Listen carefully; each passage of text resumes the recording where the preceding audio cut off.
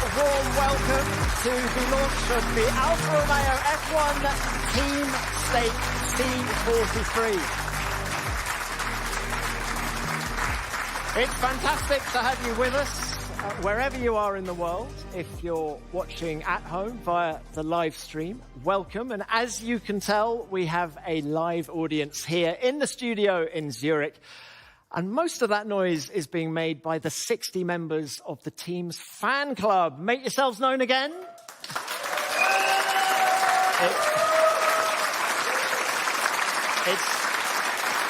It's great to have you with us. It is also great to have the team's new CEO, Andreas Seidel, with us as well. Welcome, Andreas. We also have the team's partners, and we have some very special guests as well, including Marcel Hoops, six-time Paralympic champion. His wheelchair has some Sauber technology in it. Very warm welcome to you, Marcel, and to Boogie, the creator of our art car. Now, many people have thought of our art car as the winter livery. Well, we're soon going to see the summer livery, the brand new C43. But before we do that, and before we meet the drivers, I'd like to welcome two members of the management here at the Alfa Romeo F1 Team Stake. First of all, I'd like to welcome Managing Director of the Sauber Group and F1 Team Representative, Alessandro Aluni-Bravi, and Technical Director, Jan Monchot. Gentlemen.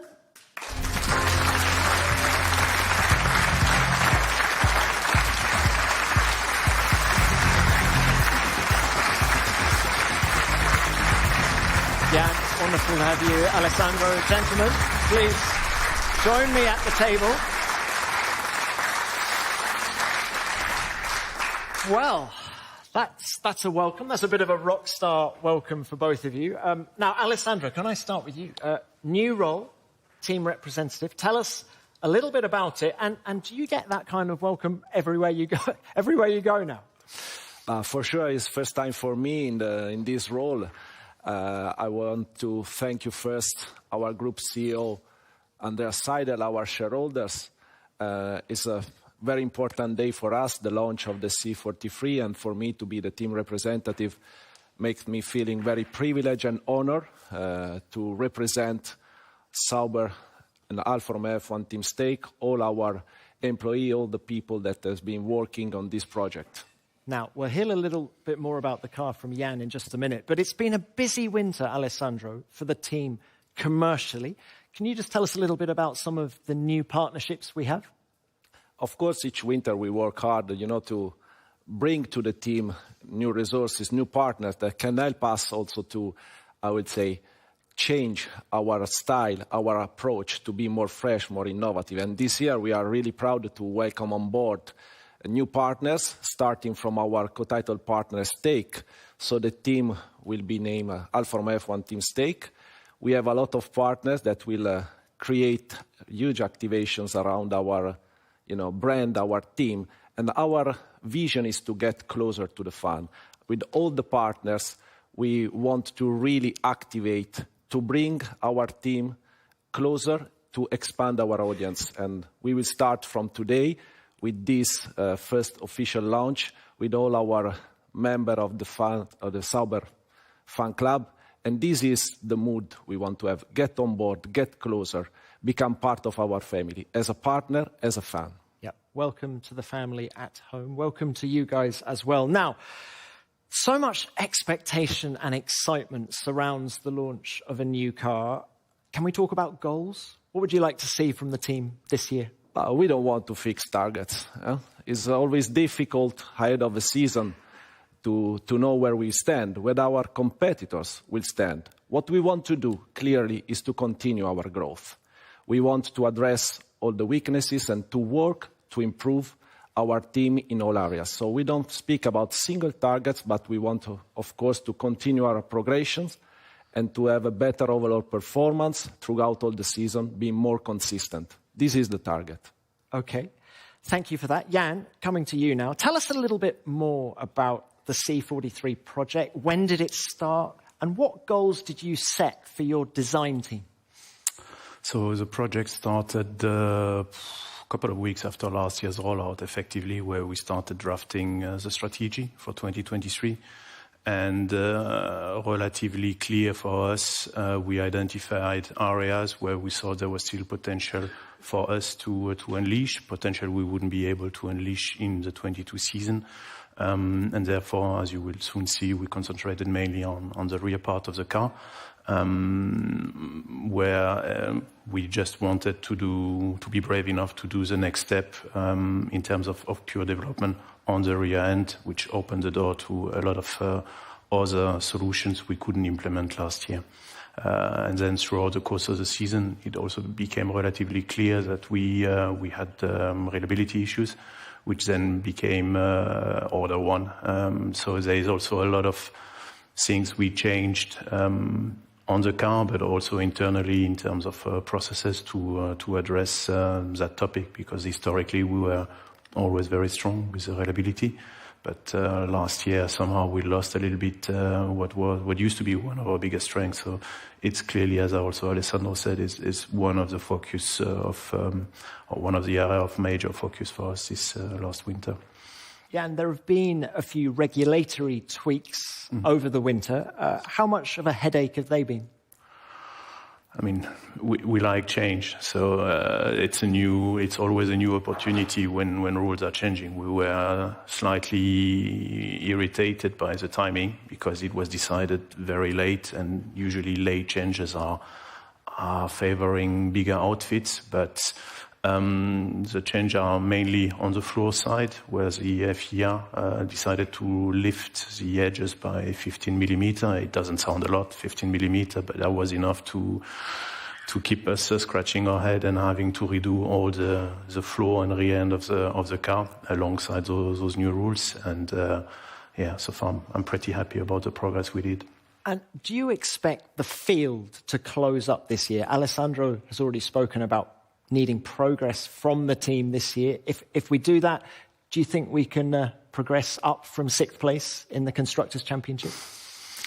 I'm expecting, I'm under the assumption that the field will, at least the midfield, will be more close together because of the rules that are in place, limiting the amount of tests you can do depending where you were. So those that ended up behind us could do more, which means, strictly speaking, they should be able to find also more performance. So somehow I'm hoping or thinking the midfield will be more compressed, but this is speculation. I mean, some outfits, hopefully but some outfits might have done a brilliant job during the winter and might have been able to do a bigger step than the rest of the field. But as of today, and then we can have a chat after TO1 Race 01, I would hope, also for the fans, that there will be a fierce battle for the midfield, for the top of the midfield among almost 6-7 teams. So I think it's going to be a season where the amount of grey hair will increase. Imagine that, ladies and gentlemen. 6 or 7 teams all fighting over the same bit of asphalt. Let's hope that happens. Now, Jan, there is an old motor racing adage that a good-looking car is often a fast car. How good-looking is the C43 that we're about to see? It's probably the worst person you're asking, because it's my baby and the baby. And I won't say it's ugly. I find the car well born. It looks mean. Not only the new geometries, but also the livery, which gives it an additional level of being mean. I find the car pretty sexy, but then again, will it be quick enough? This we will see start of the season. Our hopes are high that we can continue where we ended up the season and fight for those high position in the midfield. But we need to be a bit patient. First, we have homework to do during the winter test to also prepare the first race. So we go step by step. This end of this week, we go to Barcelona. Then we'll go to Bahrain to do testing. And we have, my team and me, we have a lot of boxes to tick. And then the week after, we will go racing and we will see. Well, busy times ahead. I think the wait is over. Ladies and gentlemen, let's find out just how beautiful the C43 is. And for this bit of the launch, I'm going to hand over to Lawrence Barretto. Lawrence, over to you. Thank you very much, Tom. Well, I'm here in the events area of Sauber Motorsport, and I'm joined by Valtteri and Joe for the unveiling of the 2023 Alfa Romeo Formula One Team Stakes C43. Guys, we're going to pull the covers off very, very shortly, but before we do that, I've got a few questions. Firstly, have you seen the car yet? Not real life, but I saw some graphics. Looks pretty special, but yeah, in general, it's a different color compared to last year, but I really liked it. And what about you, Valtteri? Yeah, same for me. I haven't seen it in real life, so actually really, really curious how it looks. Now, as drivers, what is the most important thing that you want to see out of a new car?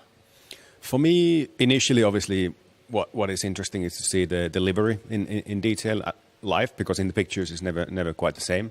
But then obviously you go more into the details. You look what is different from previous year, on the front end of the car, in the middle, at the back, cooling vents, new air bits, all these kind of things you start to search for. And what about you, Jay? Yeah, exactly. I mean, pretty similar. Normally the car livery is the last thing we get to see before we actually to have it. But before that, we have plenty of sim work going on also to see the difference on the changes compared to the previous car. So it's always very exciting to see bringing new parts, new stuff, new upgrades, see how it goes on track. But yeah, livery, you always want to look racy. And that's, I guess, the first box ticked. So yeah, let's see how it is today. Great stuff. Well, I'm not going to make you guys or the rest of the world wait any longer. Let me just grab that microphone off you. And if you want to take your positions at the front of the car.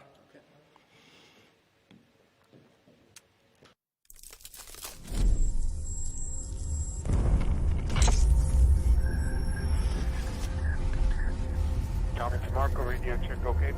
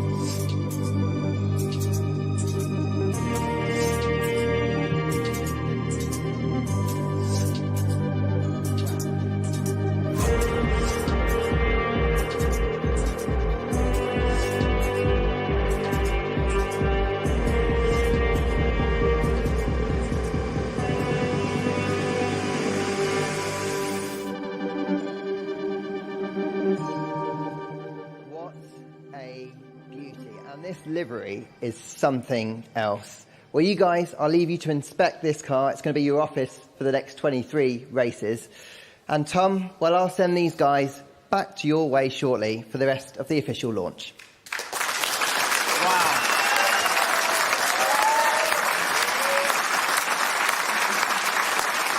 Wow.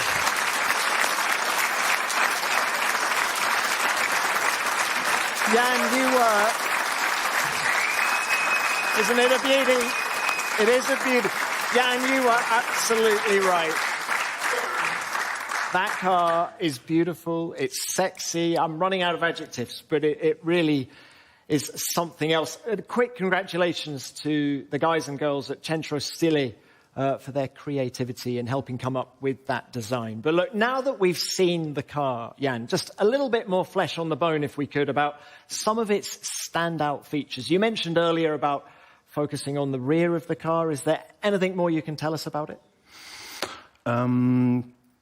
Yeah, in effect, as I mentioned before, we decided to change the rear axis, or redoing the rear suspension, and also therefore the gearbox casing, which then opens the door to new layouts, especially on the cooler side, which themselves, once in place, allowed us to develop the bodywork as we've been doing, which last year during the season was not possible. And the concept we had followed last year, we were of the opinion had come to a sort of plateau, and to unleash the next level of performance, we had to do all those changes. So that's been quite a journey for us because it's a big complex part we had to redo. And then evidently how all the re-end works with the floor alongside the new rack. So we've really been putting a lot of effort on the second part of the car, while the front will be successively developed during the season. Now, one of the subplots of last season was porpoising or bouncing. Do you expect there to be a recurrence of that in 2023? I hope not. I hope not, because we have only 3 days of winter testing, and if we were caught in a similar situation than last year, then it would be a nightmare, because if we spend a day and a half in the garage trying to fix a car like happened last year during the first test in Barcelona, then the start of the season would be really at jeopardy. So the hopes are quite high from what the FIA said and all the metrics, all the methods we've developed in-house, to that the topic will be delayed, because you can't really get rid fully of the phenomenon. You can just postpone, delay the moment it gets triggered.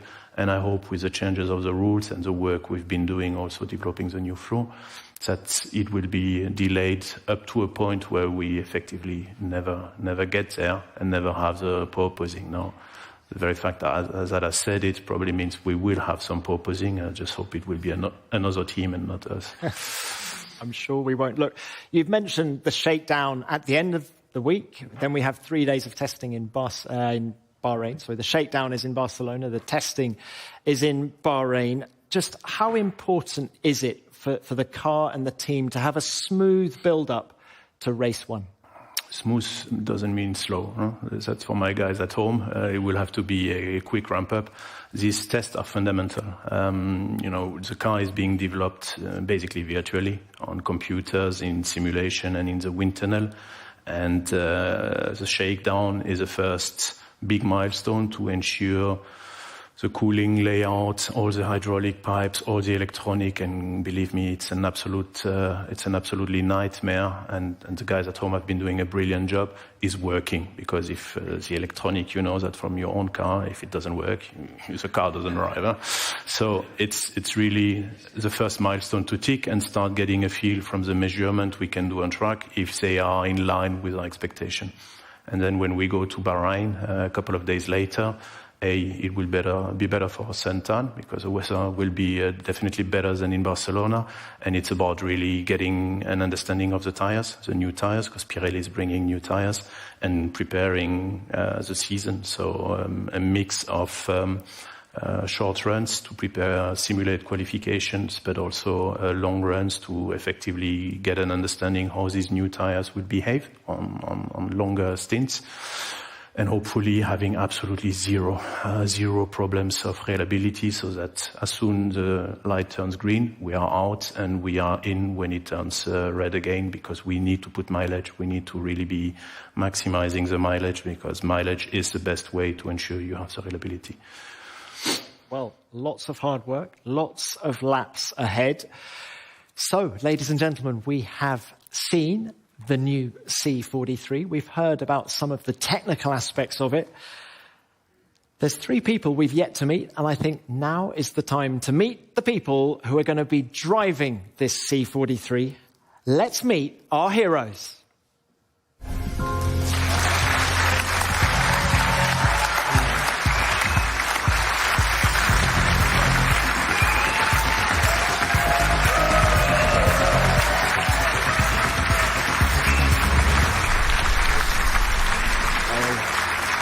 Ladies and gentlemen, here they are.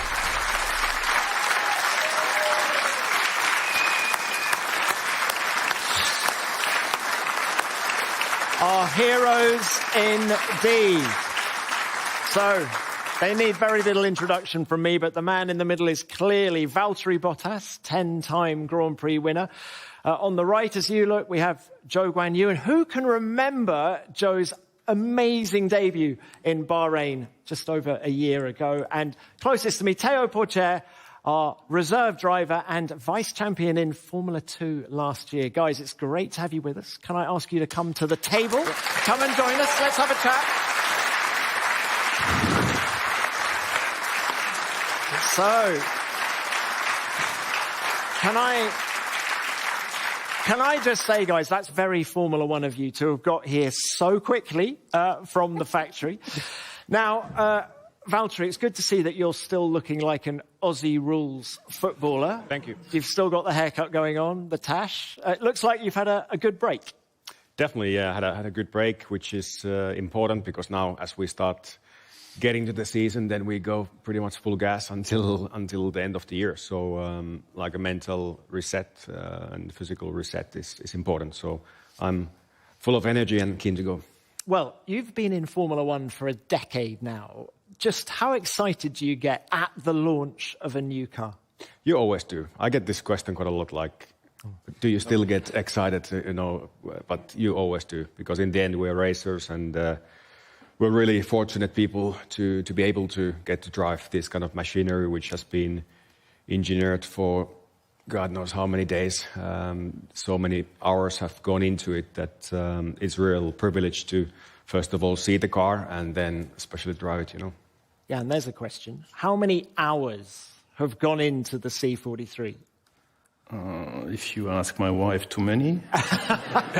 And if you ask myself, probably not enough. We don't count, it's our passion, and we're living our passion.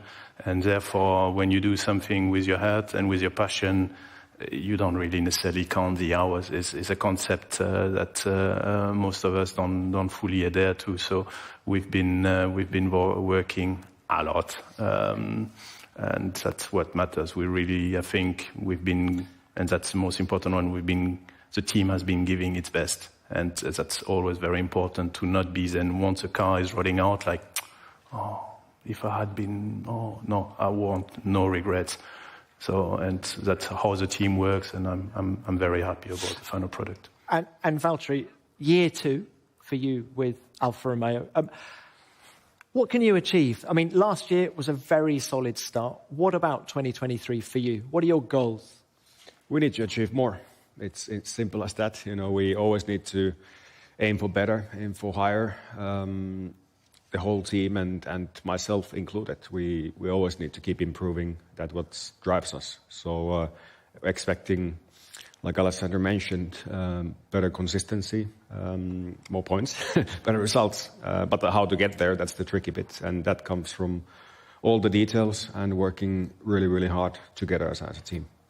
Thank you, Valtteri. Joe, we'll come to you now. You've been back in Shanghai over the winter. Just how important was it for you to get home and recharge? Yeah, I mean, obviously that period we tried to switch fully off because from my side, of course, with the 2 years having been back home, seeing family and friends, so that was a very nice time spending there over the holidays. And I really felt like more ready than ever, because it was firstly great to catch up with all the people back home in China. And then coming back here, I feel like I was able to training harder, put in more effort in, because I feel like I had a nice winter break, and now it's time to work. So yeah, it was a lovely time over the last 2 months. Now, like Valtteri, it's year 2 at the team for you, but it's also year 2 in Formula One for you. Just how different is your approach coming into your sophomore year? Yeah, I mean, all I can say what was very clear was that right now, like last year, I was super nervous and very intense. Now I feel a bit more understanding with the team, with Formula One cars. So arriving, let's say, into the first test in Barcelona and then Bahrain test, I'll be feeling a bit more comfortable and a bit more knowing what's coming. And from my side, spending the first year, my rookie season with Alfa Romeo, was being extremely honored. And we achieved many highs and also some downs together. But let's say overall, I'm very satisfied with what we've done. And we need to just keep working hard, making a further step up. And I'm sure together we can, make it work. Well, more points in Bahrain, hey? Yeah, for sure. I mean, I think at least let's score and finish where we started up last year and get some more. Now, the car is going to be shaken down in Barcelona at the end of the week. I think a lot of people in the room with us want to know Who's driving the car first, and how do you decide who gets behind the wheel first? Is it rock, paper, scissors? How do you decide? No. I mean, it's the team has their own decisions about where to put the drivers in, and we normally split half days. We do half each, and we don't have the final confirmation yet, but at least we get drive equally time. But normally, it's nice to have both drivers doing both days, so you never know the weather condition changes or with the car. So yeah, we always do that also for all the testing, so keep it quite equal. But yeah. Joey, some good news. We had a look earlier, didn't we, Valtteri? The weather in Barcelona is good for the end of the week. But look, Theo, coming to you now. You're the team's reserve driver.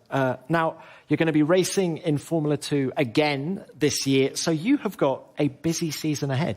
Yeah, for sure. Very busy season ahead. But I'm very happy, to have this opportunity to be a reserve driver for Formula 1 team. For me, it's an amazing opportunity to grow as a driver, as a person. It's compared to Formula 2, it's a much, much bigger world, much more difficult. But, I'm learning so much. And, this year as well, third season in F2, I'm going to give my best for sure. Let's try to win it. So, trying to win F2 and lots of sim work at the factory. And I also believe you're doing some work experience. Is that right? How's your coffee making? No. No, for sure. No, I'm working there. I'm living now next to the factory as well, which is good for me. Living in Switzerland, far from my family. It's sometimes a bit difficult, but it's a great experience, and I'm ready for it. I'm ready to make a sacrifice, to achieve my dreams. So it's good. Now, Alessandro, obviously Formula 1 is a team sport, but what do you want to see from these guys, our drivers, this year? First of all, I want to say that drivers are a very important asset within any Formula 1 team. And we are really happy to have this drivers line up. Valtteri, we know, is a multiple race winner, has been instrumental last year to develop the team with his contribution. Guan Yu has an exceptional start of the season, but he's also developed himself during, all the season. I think we have a strong driver lineup. We need, of course, each of us to deliver the very best performance for the team, but they are all complementing themselves very well. They work very well together, so the teamwork is one of our key message, is the spirit of our team, and they represent this team spirit in the very best way. Theo is a strong addition, is young, is talented, is focused on this Formula 2 season. But of course, for him, will be very important to learn the team, to get known with the team. And I think that, we are really happy. And we need just to start the engine and let's see. Well, not long to wait. Ladies and gentlemen, give it up to our drivers, Valtteri, Joe, and Theo. All right. Now,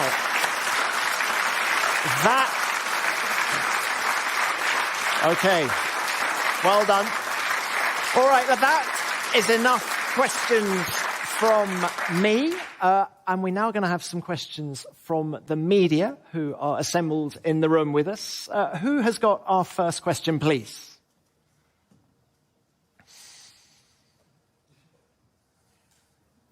Yeah. At the back, sir. Just wait, we'll get a microphone to you. Hi, this is a question for Valtteri. Apart from racing, how many miles you put on your bike? It was actually a good off season for that. I spent most of my break in Australia, a bit of time in New Zealand, so obviously it is summertime there. So kilometers, I think in December I had just shy of 2,000, but it was mainly on gravel and stuff, so not so easy kilometers. But it was good time for that. So, Valtteri, they say fitness is cumulative. So are you the fittest you've ever been in your life? I think always as a driver, every year you learn something more about yourself. You learn what works to be fit in the car, but at the same time you learn about yourself what is sometimes good for de-stressing, like what kind of activities and etc. So fitness-wise, from all the numbers, I'm at my peak, at least on the bike. But as the season gets closer, I've started to do more specific training for driving in the gym, etc. So yeah, from fitness side, I think I'm sorted. So. Joey, are you good on the bike? Tell us a little bit about your training program over the winter. Yeah, definitely not as good as him on the bike. As many of you might know, bike is probably not my favorite hobby to train at. Yeah, but you did go to Australia. The weather's good down there. Yeah, it does more indoor bike than outdoor like Valtteri. But yeah, I does quite a bit more running instead of biking. And overall, let's say the last few months, of course, it's been enjoying my holidays. And then since mid-January, has been back training to be ready for the season ahead. There's a lot of, obviously, endurance training for the upcoming season. The busiest year ever, 23 races, and followed by neck training, of course, because remembering myself coming from February Series to Formula One, neck was definitely the first pain I felt when I was driving day after day. So that part, I think we're sorted after the whole year last year, but still have to keep it ready. Okay, thank you, guys. Do we have any more questions here in the room? In which case, we're going to join the media virtually. We have media joining us from all around the world. Who has our first question, please? We have, I think, Ed Straw. Are you with us, Ed? Yes, I'm here. A question for Jan, please. Could you explain in a bit more detail the main areas of change for the car this year compared to last year, particularly the reasoning for going in the direction you have with the rear of the car? Are you confident these changes will improve the rear stability in the faster corners, given that was a problem the drivers struggled with a bit last year? Oh, that's a lot of questions. We've been just seeing also the evolution of those the cars, the new regs last years, and had to acknowledge that there were a better solution how to manage the flow to the diffuser, so the flow going to the rear tires. But because of the decision we had made on an architectural point of view, we were stuck in a corner. So we effectively been doing the changes. You will, I'm sure, by looking at the pictures, you will notice on the rear axis, as I explained earlier, which then allowed us to have a different cooler arrangement. And this then opened the door to quite a change for us in terms of bodywork and how we handle the hot air coming from the radiators compared to last year's car. So it's not a revolution. Similar solution were on the grid already last year's, but it's something we couldn't implement without a major change of the architecture, and it's also what we've been doing there. We also think, and from what we've seen, see some of the weaknesses we had on an aero point of view, which was effectively, in a very simplistic way, high-speed performance has been also significantly improving, thanks to also the new potential we unleashed with this new bodywork and this new way of working the floor between the rear tires. So I hope that answers more or less all the question. And reliability, the car hasn't run yet, so the reliability is perfect. And I just assume it will stay as this. We've spent a lot of effort and working hours to improve our processes internally, mainly on the cooler side, where we had a weakness last year, at least in the first part of the season. And touch wood, I don't have any here, but I'm fairly confident we have left these issues behind us. Jan, given the changes to the tyres, to the floor, etc., are you expecting lap times to be faster than last year? I'm not going to tell you that, no. I mean, the rule change, I think order of magnitude came, let's call it half a second lap time loss, which I think I would assume is more or less plus minus a tenth, the same everywhere. And I have no doubt that most of the teams will have recovered those losses. Then it's a matter of how much more have you been able to put onto the car for the start of the season, but even more importantly for us, how much more you can put during the season, because we started very strong last year, and at some point struggled a bit more to also bring performance to the car. And it's going to be a 23 races season, and if there's one thing we also learned last year is that the season is not over until the last lap in Abu Dhabi, because it's the last lap where we finished P6 with half a second ahead of Vettel. And we had highs, we had downs, but we need to also, as a team, and this I think was very clear from all the reviews we've been doing, that we can't give up. Race 1 will be what it is. Maybe it will be very good. Maybe we'll be a bit disappointed.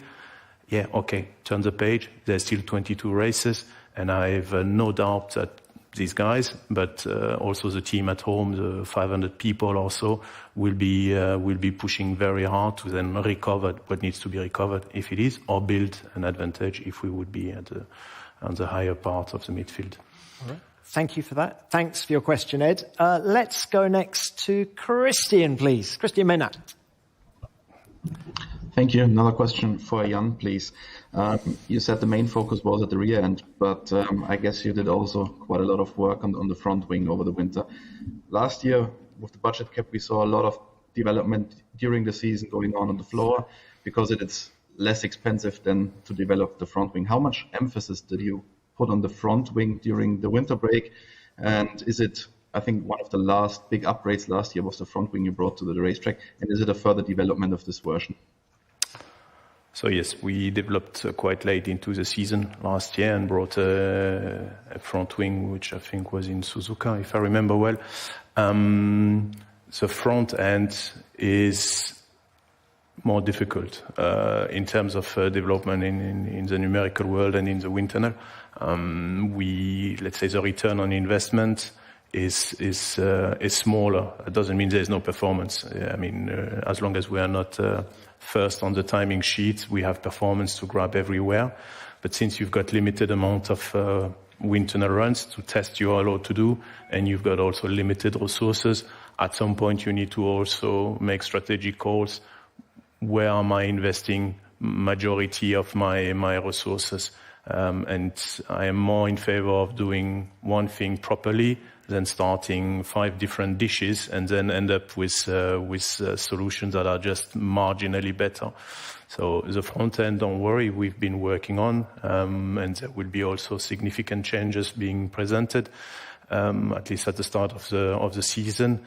But it's generally speaking for us is an area where we struggle more to put performance because of the constraint also of the regulation than on the floor, which is offering a lot more freedom. So, and I have also when you look at what was done last year throughout the pit lane, there is a clear sign that people have been working harder or bringing more updates on the floors and on the front wing, and it's simply because it's more difficult to bring performance through the front wing with those rules. But there's still performance to grab, no doubt about that. Thank you, Jan. Thank you for your question, Christian. Next up, Ian Parks, please. Ian. Hi, Tom. Hi, everyone. My question's for Alessandro. Alessandro, you've been designated as team representative. I wondered if you could outline your roles and responsibilities in comparison to being team principal. How much power of authority do you have as a team representative, and how much will you be drawing on the experience of Andreas to help you run the team initially? Thank you. Thank you, Jan, for your question. Of course, what we have decided together with Andreas is to change the organizational structure of the team in order to respond to the complexity of all the tasks that each of one team is facing now. There is no only one structure, that you can have for a Formula One team. And so we decided to split the functions between the different different profiles, on track and off track. I will be the team representative, meaning that I will work, together with Xavi Pujolar, our head of track engineering, together with Beat Zender, the sporting director, but I will have different functions from them. I will represent the team vis-à-vis of the FIA, of the Formula One, and of course with the media, with the sponsor. we will work as a team. I think this is important, and I think that this structure will help, to address the better way all the tasks that we have ahead of us. It's simply a different structure, and I think that all the teams are developing, all their, I would say, models in order to be more efficient. Efficient is the key word. It's not just a matter of, being efficient at the workshop, but we need to be efficient on track. We have internal processes that we have, of course, agreed all together, and I think, this will be the difference. Team principal is a name. What we have this function of a team principal that are split among different profiles. So myself, Bert Zender, that has huge experience with our team, and Chevy Pujonard on the technical side. Great. Alessandro, thank you for that. Let's go to France next. Jean-Michel Denis, please. Jean-Michel. Hello, everyone. A question to Alessandro, please. Alessandro, does the fact that Alfa Romeo is ending its involvement in F1 at the end of the season change the dynamic within the team? Bonjour, Jean-Michel. C'est un plaisir de te voir. I'm happy to have this opportunity and speak about Alfa Romeo. Alfa Romeo will be with us for the 6th season and will be a very important season. We start in 2018 with Alfa Romeo. I was personally there, and Alfa Romeo has been instrumental for the growth of the team, not only because we have been able together to attract partners, but also to be credible, to show what is our long vision as a Sauber. So this season is super important.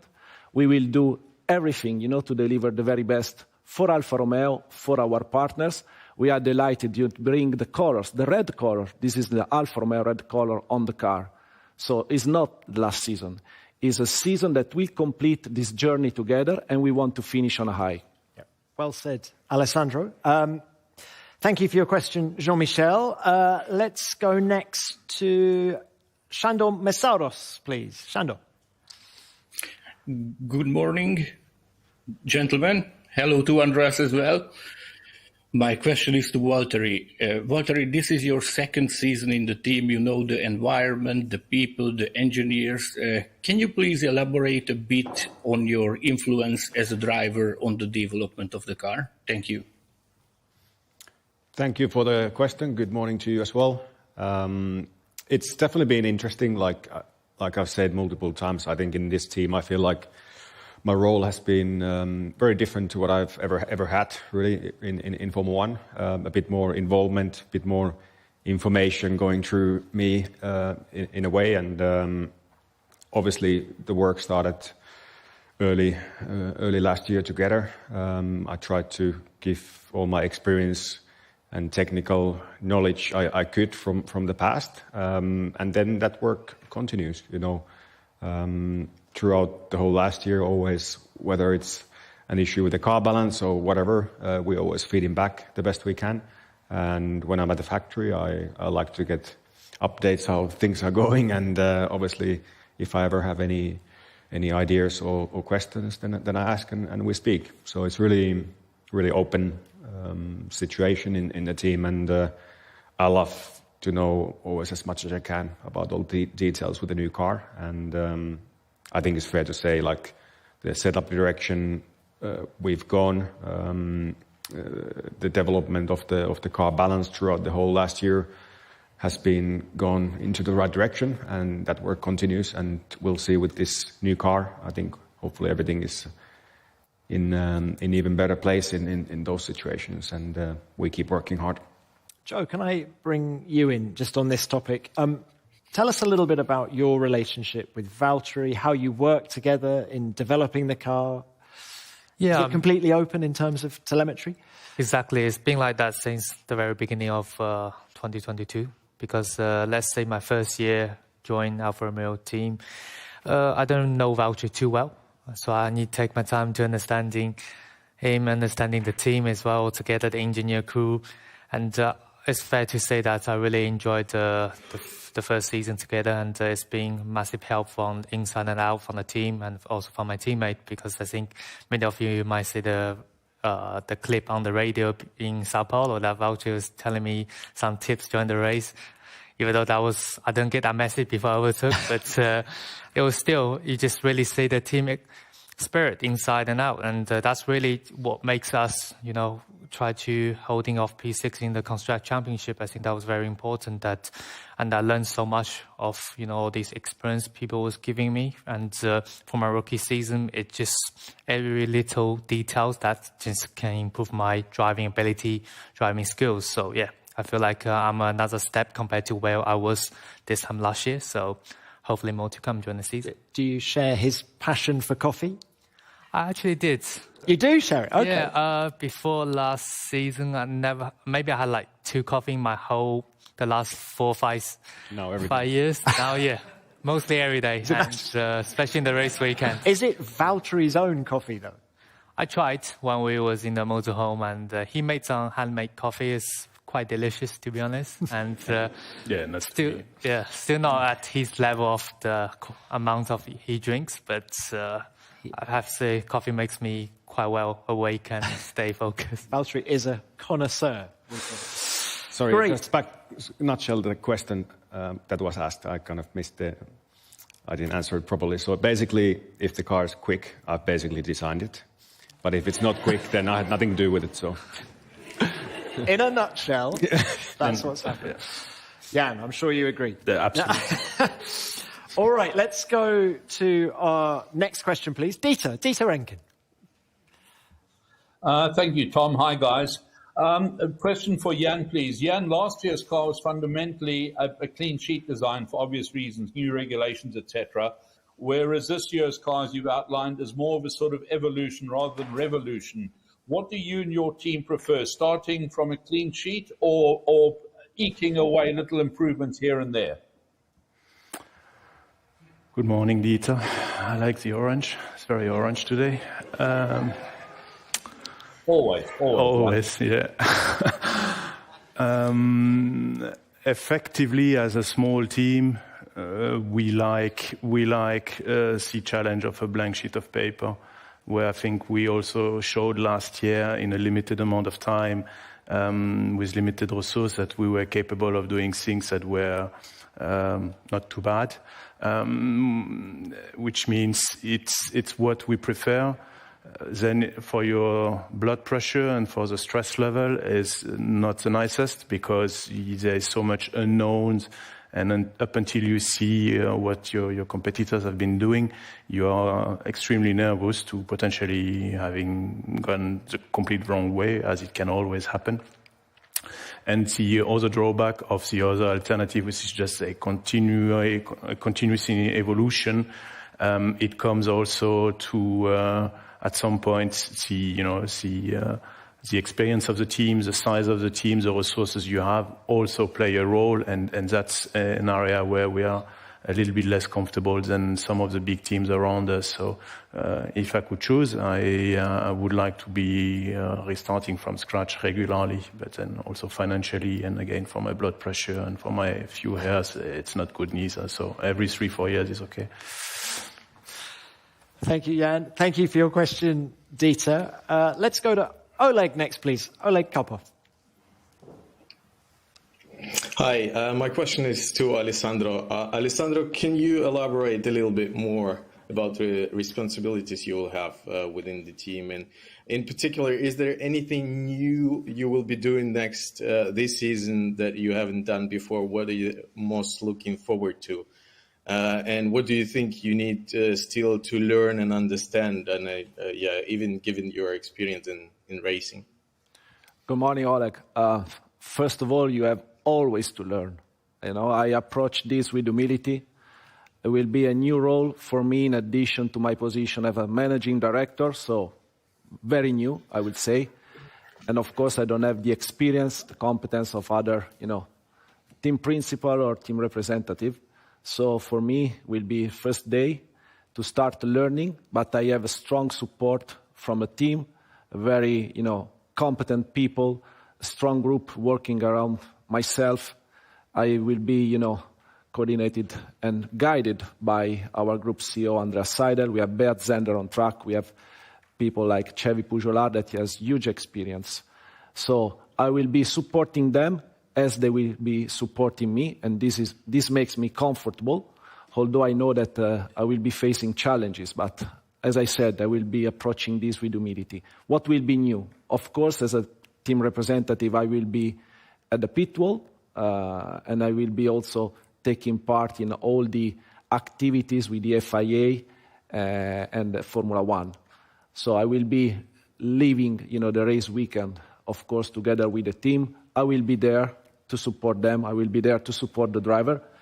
And then what I said some days ago for me is very important, is the target. What is the objective? The objective is to gain respect of all our people working together with me at the factory and on the track. This is the personal objective, and I think nothing new. I'm one of the people working on track, not the most important one. The contribution of each people off and on track is key for the Formula One team as for any company. And I will try to give my best and to contribute a little to the success of this team. You will do that. Looking forward to having you in the FIA press conferences as well, Alessandro. Look, the clock is ticking here in Zurich, so we are running out of time, but we have time for one more virtual question. Andreas Haut, please, over to you. Thank you very much. And first of all, hello to everyone. I have a question for Jan. As you've matched the minimum weight already last year, did you build a new chassis for 2023, or is the C43 built on the old one? And if I may ask a short one for Joe as well, where do you have to improve most for the second season in Formula One? So you start. And I think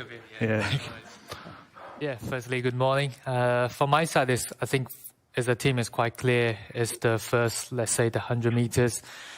Beginning of the year, I was improving one lap pace to get the confidence to be absolutely pushing on the limit, not making a mistake in quali, and we was able to reach that throughout the season. Let's say summer break was a switching point to improve my quali pace. But then, let's say the start, we are one of the team that couldn't get it most consistent out of it. So I think that's, as a team, we've been working super hard since the last winter.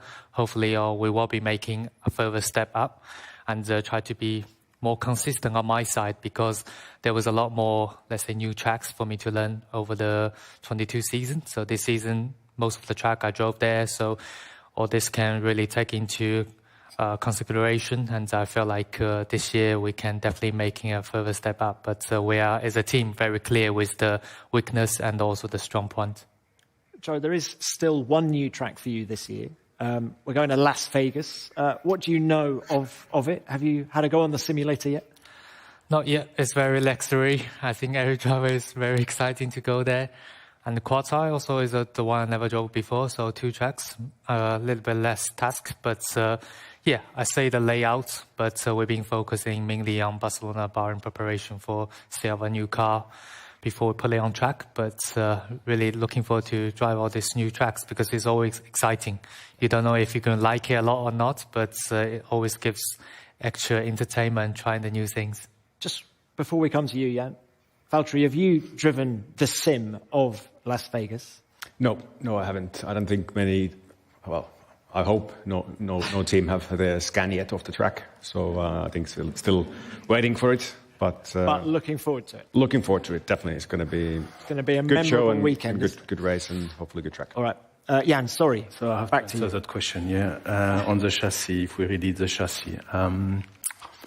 The chassis we changed in some areas, and I might be a bit mean, but I will just invite him to look at the pictures and try, like my kids are doing, try to find at least 7 differences between the chassis.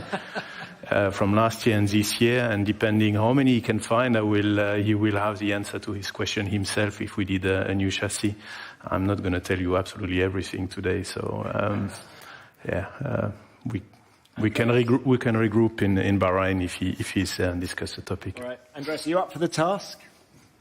Find 7 differences. Yes, I am. Excellent. We'll revisit that one in Bahrain. Okay.